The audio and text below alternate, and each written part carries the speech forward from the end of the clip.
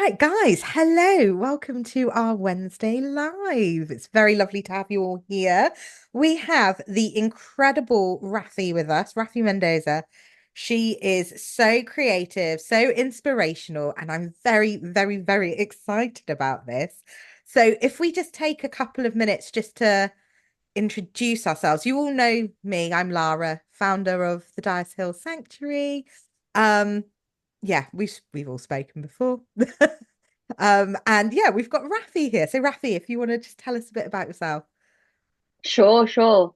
So my name's Raphy Mendoza, and I am the founder of Co-Create, where I offer one-to-one coaching and a community membership for creatives specifically.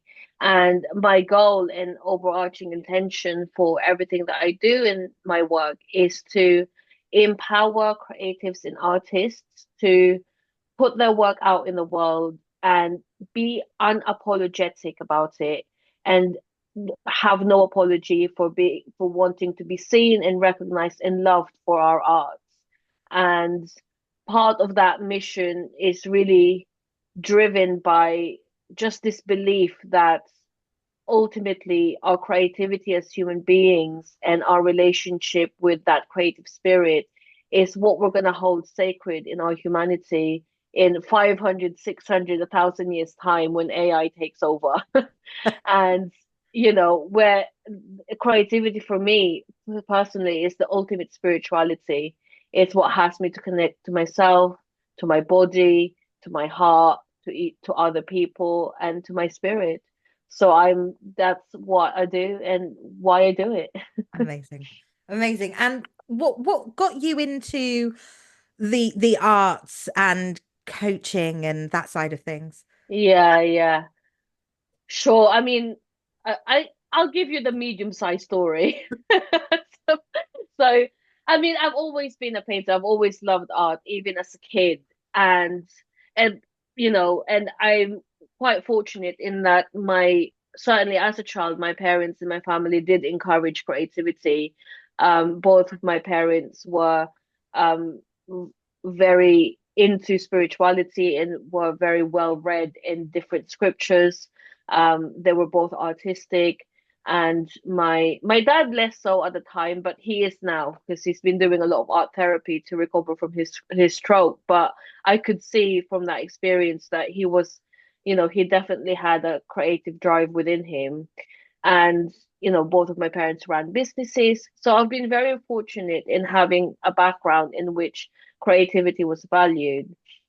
Nonetheless, as with a lot of creatives, I think I've still internalized the message that came with growing up and, kind of trying to be in society where art and creative self-expression is pretty much seen as a nice hobby at best.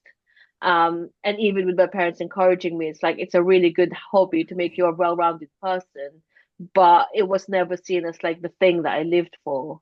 And at worst, you might get a message that says your creative work is frivolous and a waste of time. And I think as artists, we've internalized that. And so, it's really culturally very difficult for us to come out and put our work out in the world, expect to get paid for it, expect to monetize our work, and, and take ourselves seriously because nobody takes us seriously. But actually, if that were to change at a social level, bearing in mind the 500, 600 year vision when AI is, rampant, then actually the work starts now where we have to start taking ourselves seriously and start really becoming unapologetic for who we fundamentally are and see our creative work as the service and the gift that it is for other people as well as us. Brilliant. Brilliant. And that's so beautiful. I love the way that you say about it lasting a lifetime after us, many lifetimes after us. Oh It's so yeah. important. Yeah. Yeah, yeah. You want to have a vision that far outlives you because and I think that's a really important distinction, what you do and why you do it is your purpose and vision. And those things aren't a goal. Like, because a goal has an expiry date.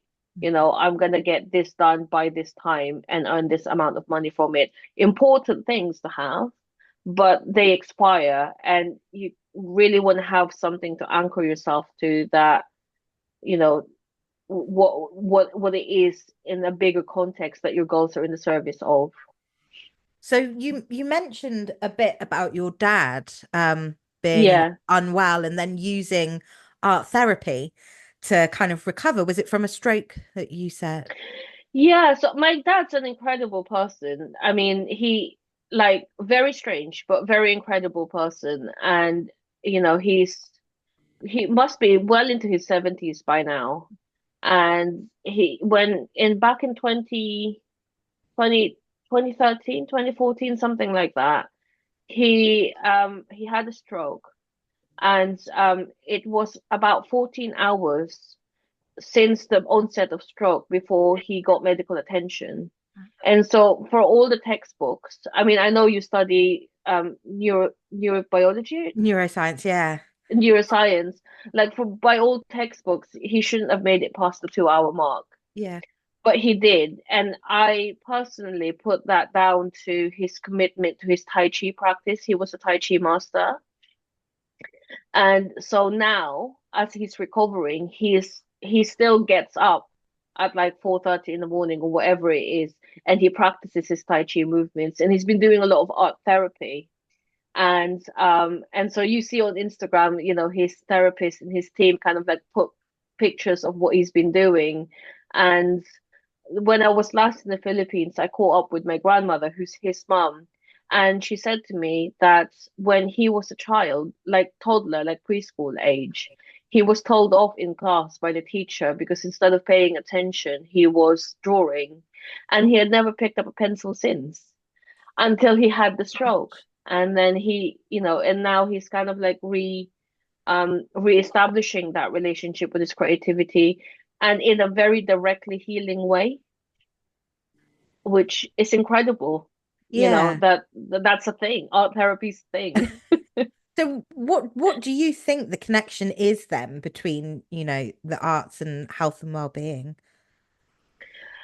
I'm I'm not a neuroscience and I'm 100 scientist, but I think there's definitely research out there that will give you some really sophisticated explanation of how those things are linked. The connection with hands and the crisscrossing and all of that with like knitting and stuff. I don't tend to remember information that I read from journals particularly well. But so there's a lot of scientific kind of explanations. But for me personally, it's just this practice of connecting with ourselves. Because when you're creating something, whether it's a painting or a piece of music or a poem, whatever it is, you are literally creating something out of nothing. And so you're kind of compelled to look inwards and to really like be quiet and ask yourself and ask your spirit and ask your heart, like, what's being asked of me? What wants to come through me and what do I want to create? And and out of your consciousness manifest something that wasn't there before. And that whole process has us align, I think, in a very energetic way to something that's beyond us.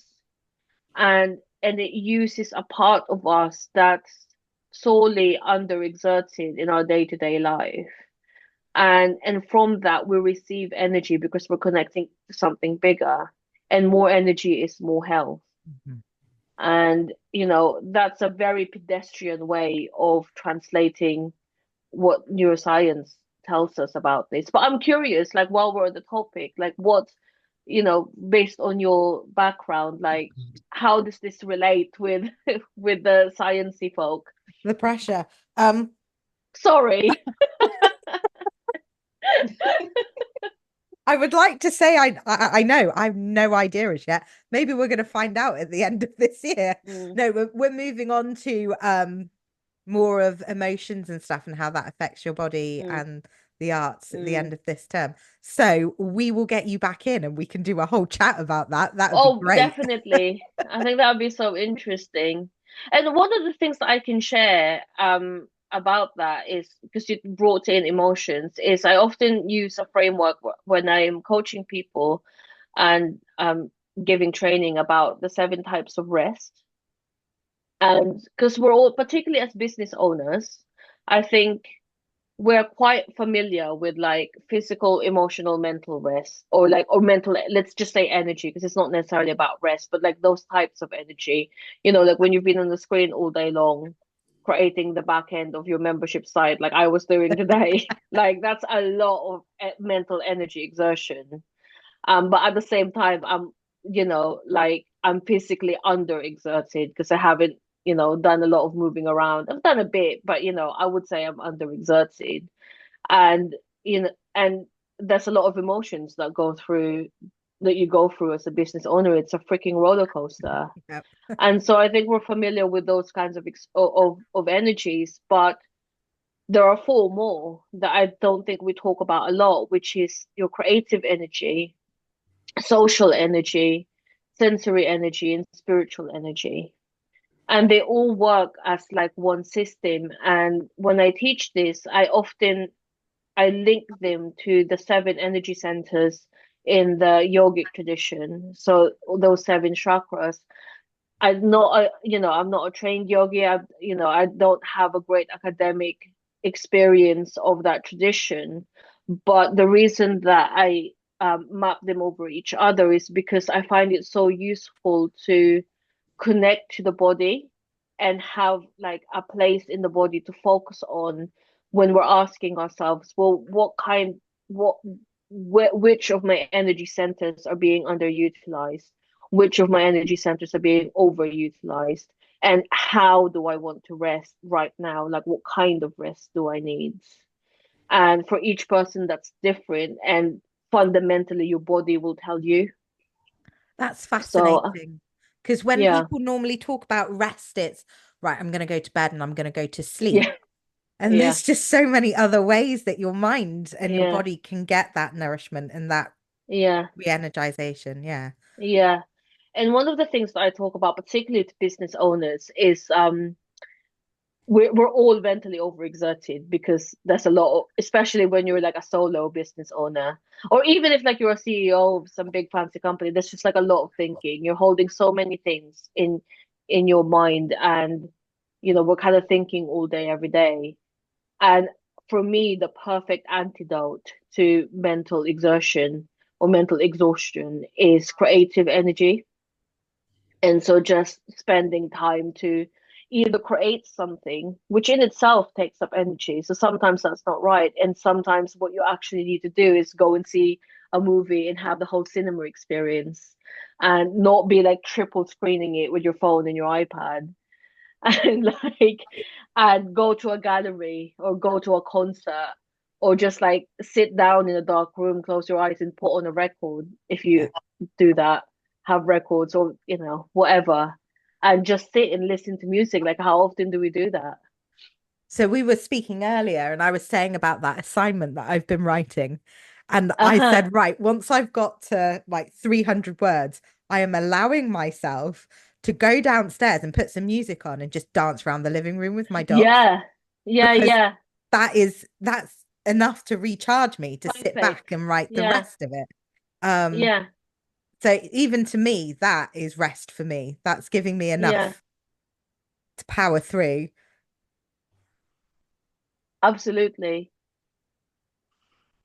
Oh, guys, I forgot to say, if you've got any questions, just pop them in the chat and Oh we'll yeah, yeah. Or just like interrupt us and like say stuff.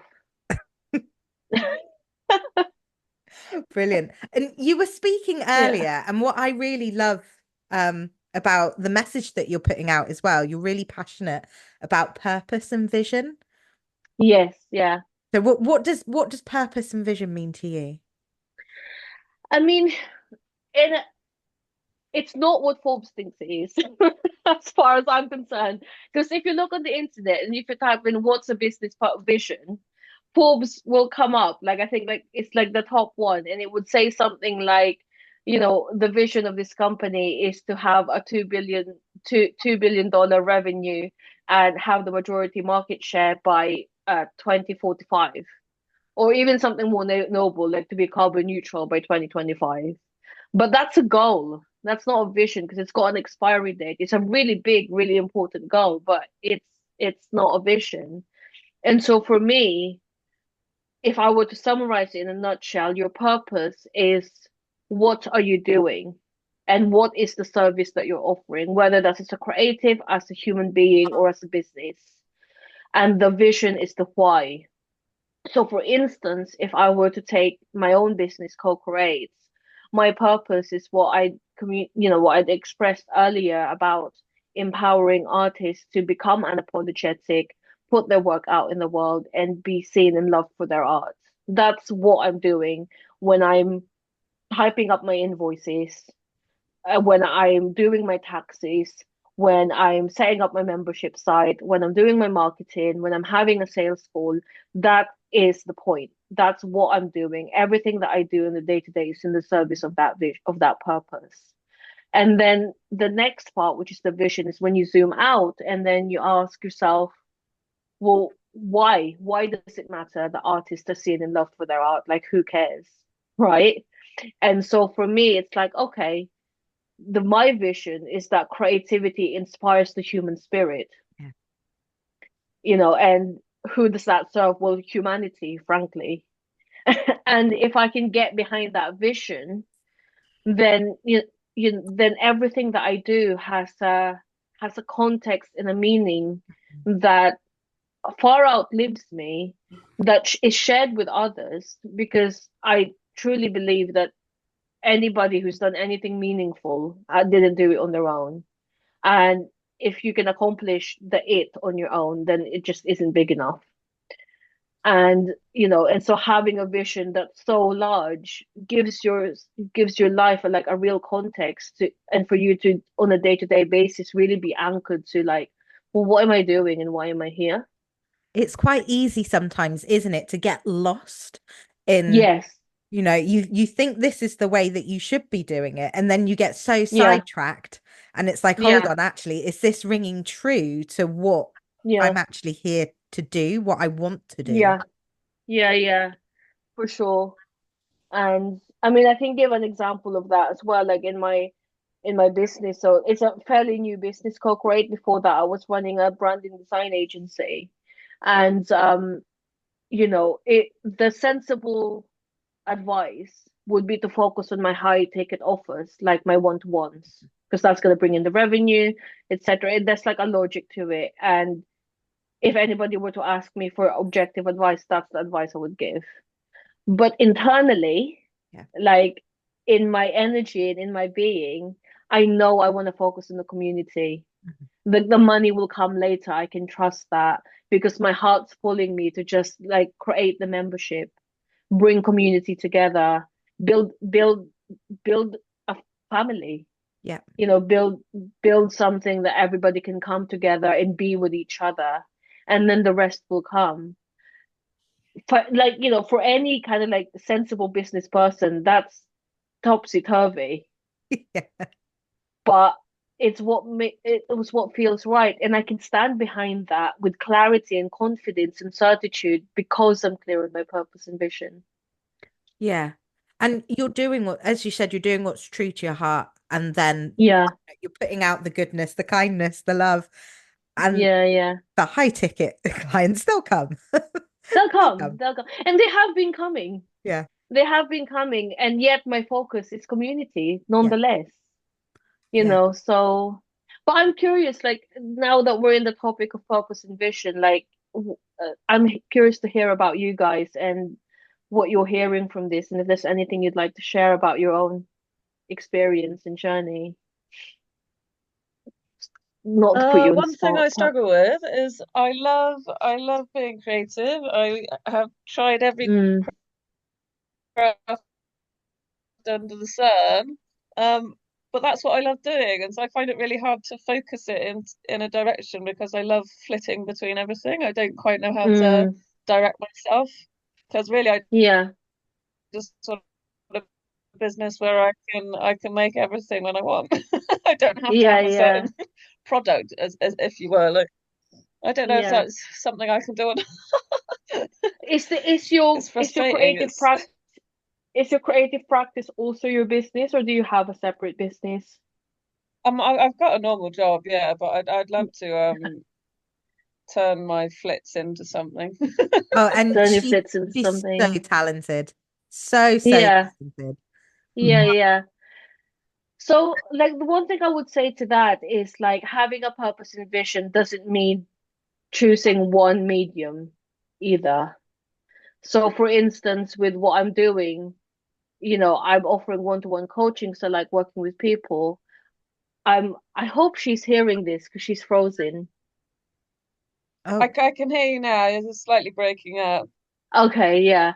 So like you don't necessarily need to like pick one thing for it to be aligned with a purpose and vision. So like, like my one-to-one offers is like directly working with people. My community is the community.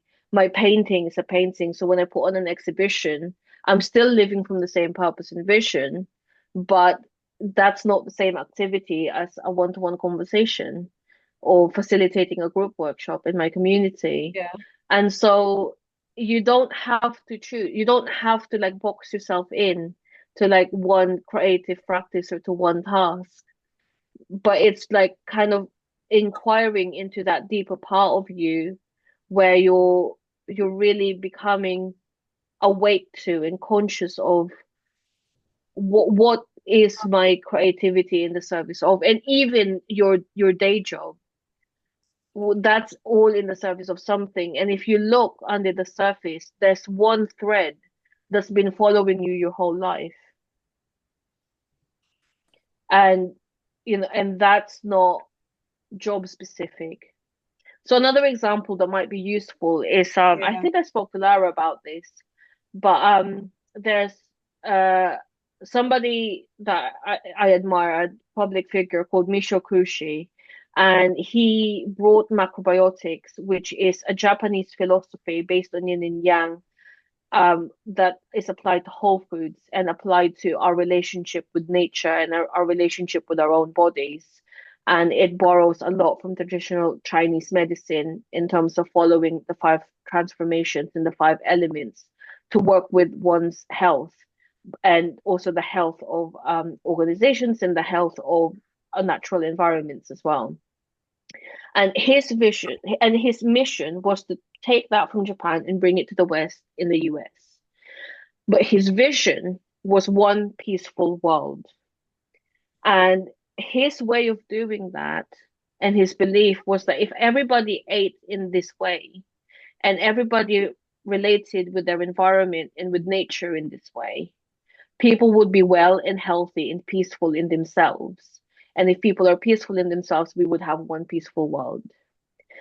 Simultaneously, at around about the same time, John Lennon is making songs and music also with the vision of one peaceful world. He's not eating brown rice though, so they're doing completely different things, but they're participating in the same vision. So you don't have to choose. You can be a musician or a cook. good. So I hope that makes sense. Yeah, yeah. Yeah. brilliant. Thank you, Bryony. Did anyone else want to say anything whilst we've opened it up? I will. Yeah, go Um, for it. well, I just wanted to say that I actually thought that the whole looking at your purpose and then a vision was really, really useful because my creative side is writing.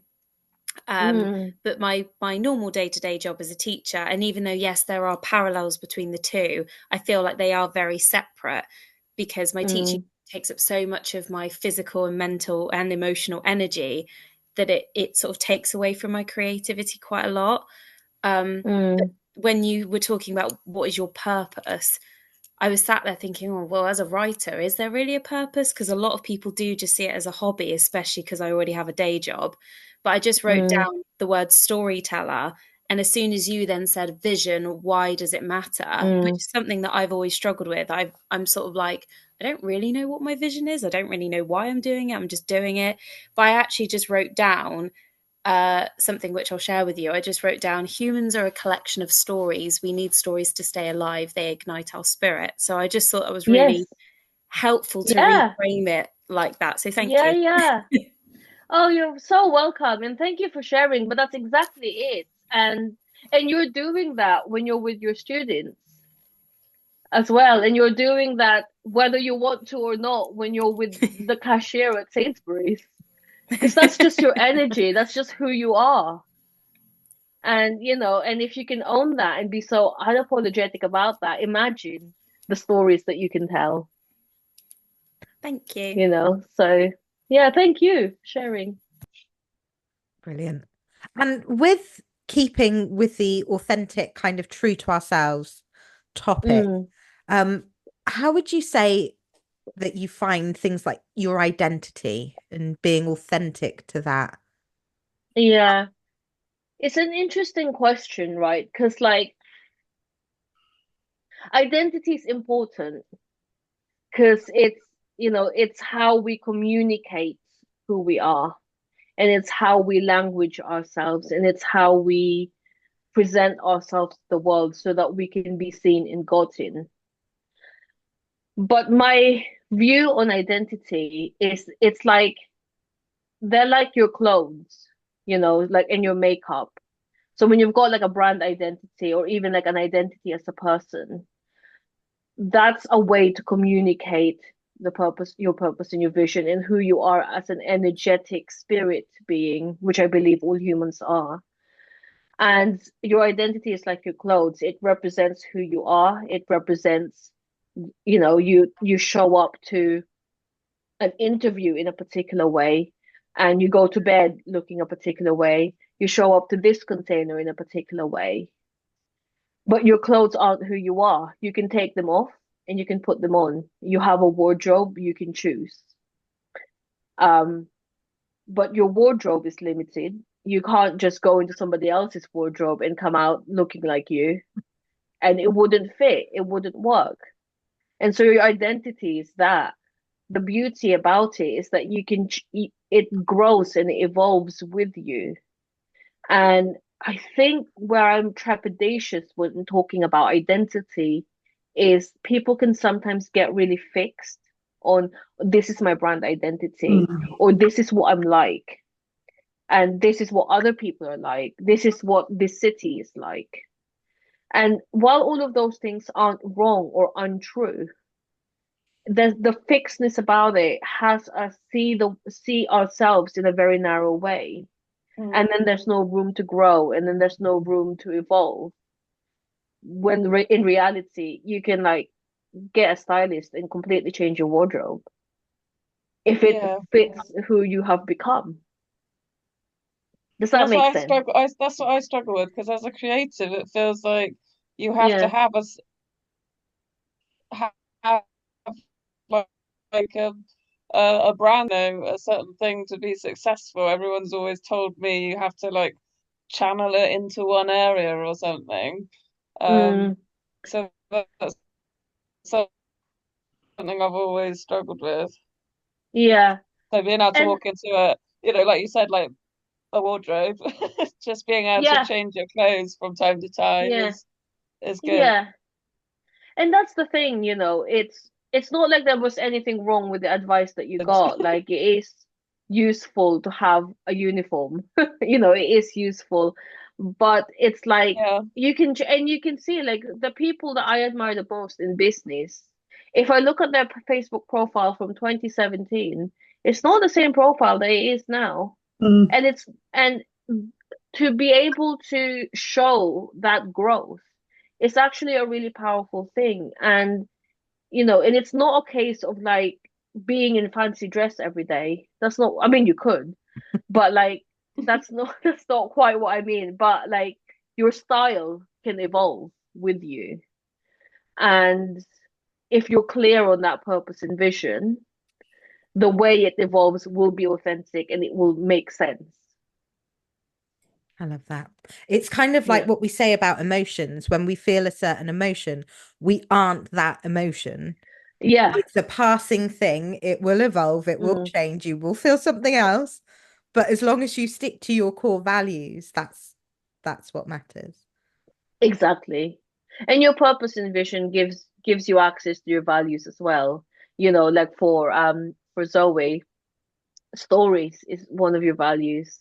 You know, it, possibly communication, and something about inspiring others and sharing, having shared experience.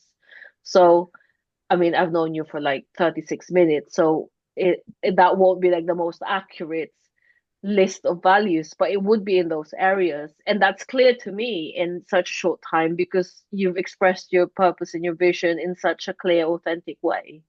And so I don't need to look at everything you've ever written to know who you are.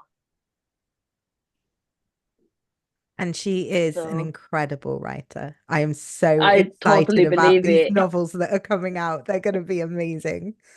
Yeah, yeah, yeah. Let us know for sure. Brilliant. You were talking a little bit earlier about accessing creativity. How do you think we can access it and utilize it in a way that's, yeah, how would you go about it? So, I mean, like for all you guys, you already know like what your creative um love is. Like, Zoe, you're a writer, Bryony, you have many things. And I what I get from that is there's like an ease of being able to fall in and play and experiment with different mediums and different ways of doing things. So I think we all, each of us, have a natural draw to certain things that speak to us. Like for me, it's always, I'm a very visual person. I love language as well. And I love reading. I write the occasional poem, but primarily I'm a visual person. I feel things in color and I taste flavors in color. And I hear music in color, so Wow. everything always has a visual kind of component. So for me it's an easy draw to take some paints, take some color pencils and just play.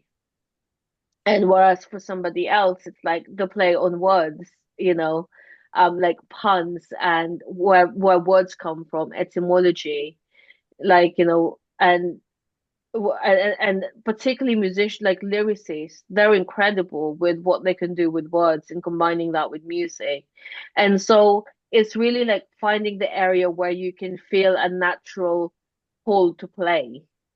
And so, Bryony, I really love actually that you flit between all of these things that you find inspiring and interesting, because it tells me that you've not lost the innocence of play, and that's the most important thing. And sometimes I know we talk about taking ourselves seriously as artists, but sometimes we can take the work itself so seriously that we've lost that fluidity and that ability to listen and be in conversation with the work that we're creating, because it's alive. Like, Zoe, your books are alive and your characters are probably doing things that you didn't give them permission to. So, like, they do that. I love that. The So idea of what we're yeah, creating has its own life, its own entity. yeah, That's fascinating. yeah, yeah, Yeah. for sure. I have a plan for a painting, and then who knows what's actually going to show up. Never what I actually planned most of the time. Yeah. Um, So I think being curious as well, you were saying play and the yeah, curiosity, that's so yeah, important because you can find out so much more about yourself and about your art form if you are, mm, thinking outside of the box and what you normally do. for sure. And I think cross discipline as well. Like I love it. I'm not a very good musician. I have no, like, that's not one of my gifts, but I love listening to music and like the nourishment that it gives me, any genre, like classical, jazz, rock, pop, whatever. Like but the kind of the ability to just receive somebody else's creative energy is can be really, really nourishing. I So think in it's receiving fabulous stories. when people do like different mediums and they collab with it, like dancers and artists. When I was training as a Yeah. dancer, it was just incredible to watch dancers cover themselves in paint And then as Yeah. they were dancing, the images that were coming up, and it's just Yeah. Yeah. absolutely Yeah. fascinating what your body can, yeah, come up with. Yeah, yeah, exactly. And and even like really basic things. Like I love going to record shops. There aren't very many of them anymore, but I love going to them and just looking at like the cover and like the inserts and the sleeves and stuff. And quite often I've bought albums just because I like the cover. And and that's like and there is always such a deep connection between, done well between that and the music. Excuse me. Amazing. So Yeah. I wanted to touch a bit more on the impact of rest, because I think Yeah. that's fascinating, that to me, and how that the rest and the health benefits that come from it. Um, Mm. yeah, what are other health benefits that you can get from, being creative, being curious? Creative rest. I mean, like seriously, like the possibilities are endless. It's like just one of those things. But to name a few, it is really like such a brilliant antidote to like mental overexertion because when you're creating, it's not like you don't use your mind. Obviously you do. There's a little bit of thinking, but it's a different kind of thinking. Like when I get into the flow of painting. And that's why I always like to do a little bit of meditation and a little bit of just like being quiet before I go into it because you can really tap into it's almost like a trance where there are no thoughts. And it's not like you're asleep and totally unconscious. You're not, you're very alert, but you're alert in like a relaxed way. And you're focused on something specific, like the painting, but your peripherals are also awake. So, you're aware of the traffic outside, or it's snowing, it's raining, the dog, what is the dog doing? Always a good question. And and you have like some sense of like the temperature, how you're feeling, are you hungry? So it's not like you're just like hyper focused, but it's like there's this kind of like relaxed alertness that you can get into. And I find that when I get into that, I'm just able to allow everything that's going on in my body and everything that's happening in my experience as a human being to just be. If I'm sad when I'm painting, then I'm just sad and it's not a problem. If I'm tired, I'm tired. It's not a problem. If I've made a mistake and I'm frustrated, I am, but it's not a problem. And so you just get into this state where you can really give your entire being so much room to be. Mhm. And when then you complete your session, that feeling kind of like stays with you. And when you have that level of acceptance, you know how to rest. When you do go to sleep, you'll be sleeping deeply as opposed to anxiously. And if you're then gonna go out and I don't know, pick up the kids or whatever, then you'll be doing that mindfully. And you won't the traffic and the idiots on the road won't be a problem either.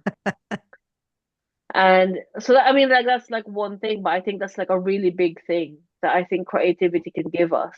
Yeah, definitely. Because we've all been there where we've got our deadline and we're like, right, okay, rush, rush, rush. I've got to get it done because this is Mm, this is what I've got. And then you feel all that anxiety coming up, and what you're yeah, creating isn't you. It's forced, no, and you're just stressing yeah, yourself out.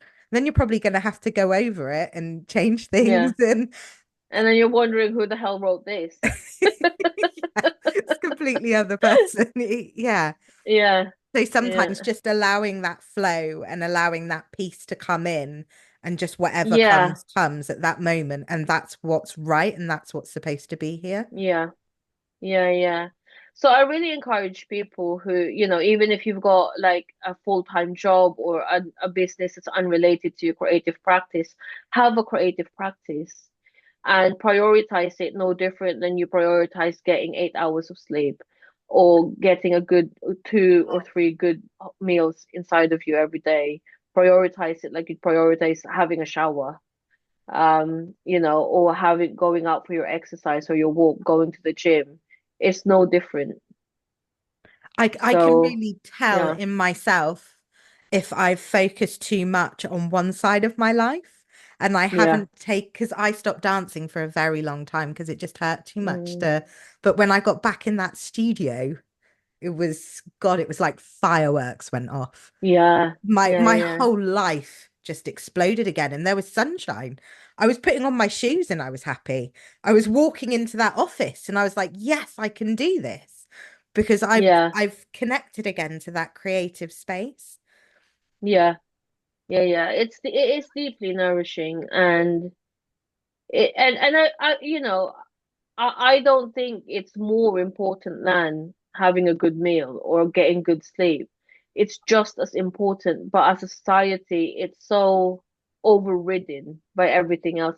We're only just about coming round to the idea that we need to sleep more, like as a society, and like this is like, just one of the other steps to ensure our wellness, actually. Because there's the wheel But of life model, isn't there? Where you mm, look at the different areas of your life and you can see when one area starts to dip, it'll drag other areas down. And then you end up with this really wonky wheel that is of no yeah, use to you or anyone around you. it's burnout. Yeah. It's burnout. Yeah. And I can't count on my hands how many people have told me that they're burning out from whatever they're doing. And it's not, a lot of the time, it's not the job. It's not that you're spending too many hours. It's not that you're not sleeping enough. Sometimes it is. It's not that, it's not that your boss is an ass. There might be, but that's not the reason why.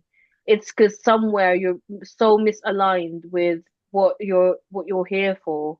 And then it just becomes this hamster wheel thing that you can't get out of. And and no wonder depression is so prevalent, because you're just wondering what's the point of any of it. Yeah. But when you can align to something and you can inquire, well, what is the point, like with curiosity and playfulness, then it's a different question. And I love that I'm now able to take those parts of me that I felt when I was dancing and when I was creating art, and I can apply that to other parts of my Yeah, life as well. So yeah, when I'm sat in a lab, I'm sat there thinking about, wow, look how the brain's lighting up. Isn't that those the most beautiful colors you've ever seen in your life? Oh my goodness, I want to go and paint this, or I want to write it. I want to create, a poem about it, or I'm looking at yeah. someone's movement and I'm seeing all their muscles and the way that they're Mm. yeah, you can just apply it to every part of your world. Yeah, and I mean, what you're referring to is inspiration, right?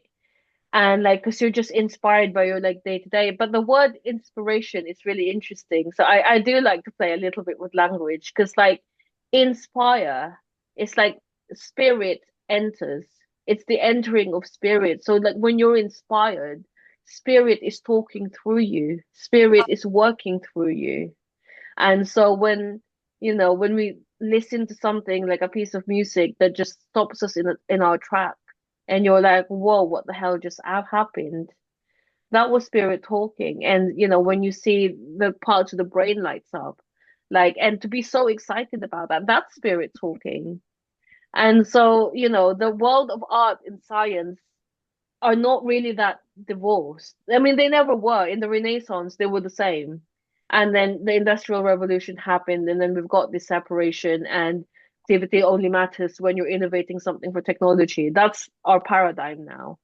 And so we're just working ourselves out of that and bringing those two spaces together. And I think the glue is spirit. That's why we talk about being inspired and inspiration. And creativity for me is the ultimate way to access that part of ourselves that connects us with something so much bigger than who we are, than us right now, which is like a dot in the infinity of everything.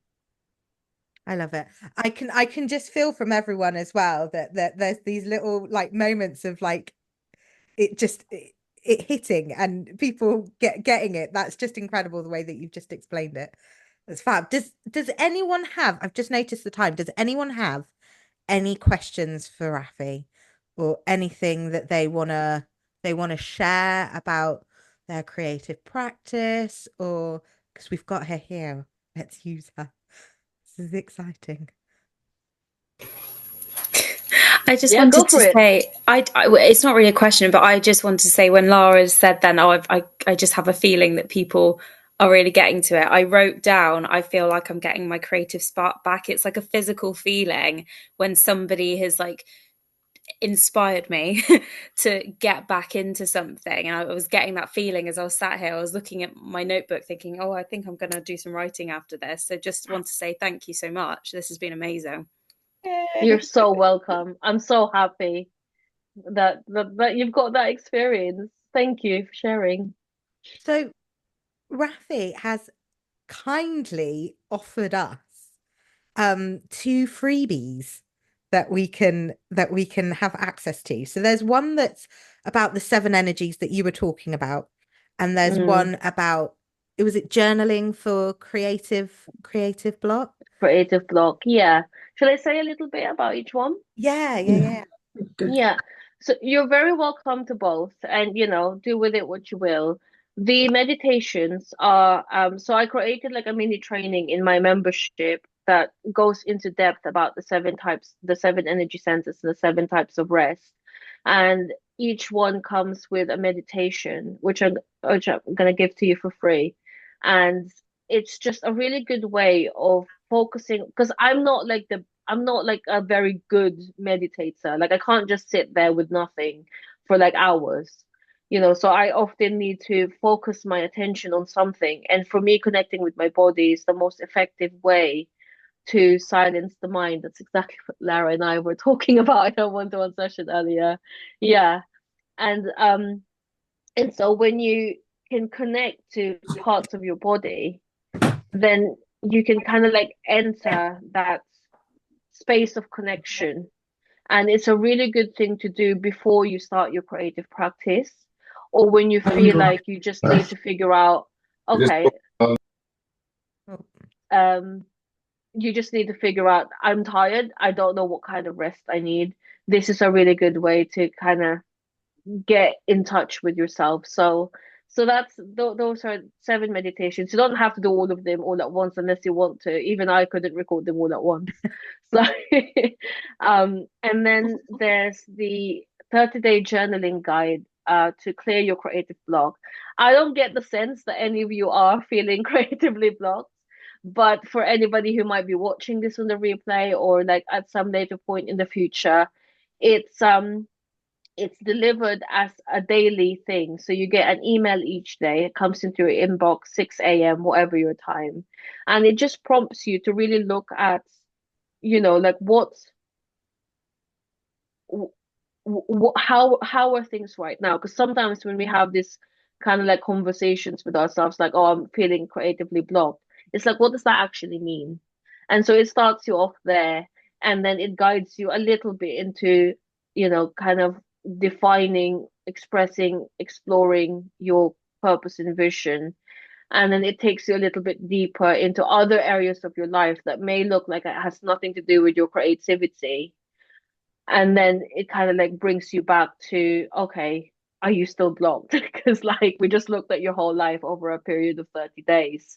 So that's self-led, and you can sign up, and you can re-sign up at any point as well. So if you want to start and then you didn't quite finish it and then you want to start again, so that link is available to wherever Lara's going to put it. brilliant. Yeah, I'll share it with you all, and I'll put it in our tribe Yeah, as well. So yeah. yeah, and if people want to contact you as well, what is the best way for them to say your business, co-create? It's co-create. So the website is co-create.space. And I'm Raphy at co-create.space. And I'm on Facebook, I'm on Instagram. I am on LinkedIn, but I don't check there very often. So Facebook and Instagram would be the best ways to contact me Brilliant. for sure. Brilliant. So Um, shall I say a little bit of something about my membership? yes, go for it. Just Go for it. I was yeah. just about to ask you.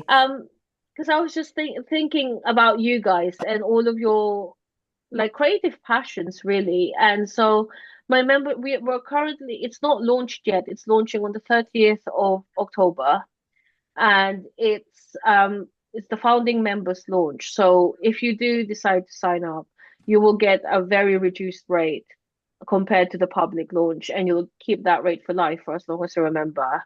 And we launch on the 30th of October. There's a wait list. And on that page on the wait list, you'll see exactly what's inside.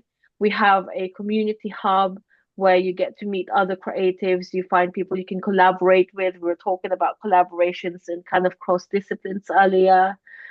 We have co-create sessions where you can show up. It's facilitated. The facilitator will lead you through a short meditation.